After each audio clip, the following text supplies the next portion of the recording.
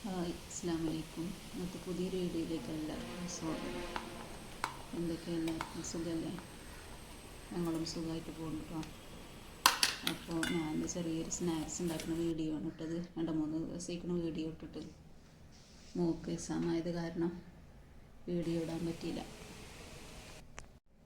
പിന്നെ നോമ്പും അല്ലേ, അപ്പോൾ എന്നൊന്നും വീഡിയോ ഇടാൻ ടൈമും കിട്ടൂല.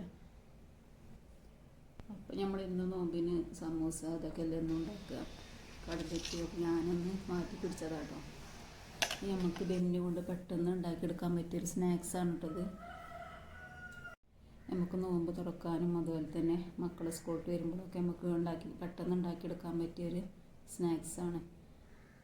നോമ്പ് തുറക്കുന്ന സമയത്തൊക്കെ കുറച്ച് അധികം ആൾക്കാർക്കും എരിവുള്ള സ്നാക്സ് അല്ലേ കൂടുതൽ ഇഷ്ടം.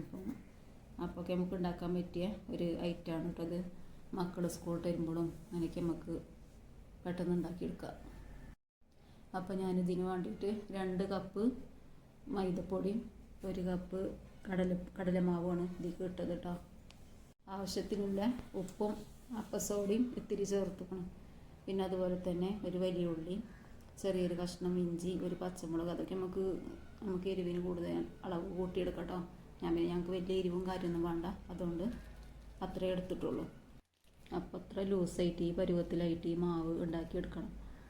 പിന്നെ ഞാനൊരു 4 ബെന്നാണ് ഇവിടെ എടുക്കുന്നത് കേട്ടോ. 4 ബെന്ന് 4 പീസാക്കി കട്ട് ചെയ്യുന്നുണ്ട്.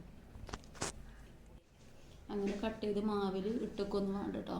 ഓരോ പീസ് എടുക്കുക, മാവിൽ മുക്കി എണ്ണയ്ക്ക് ഇട്ട് കൊടുക്കുക.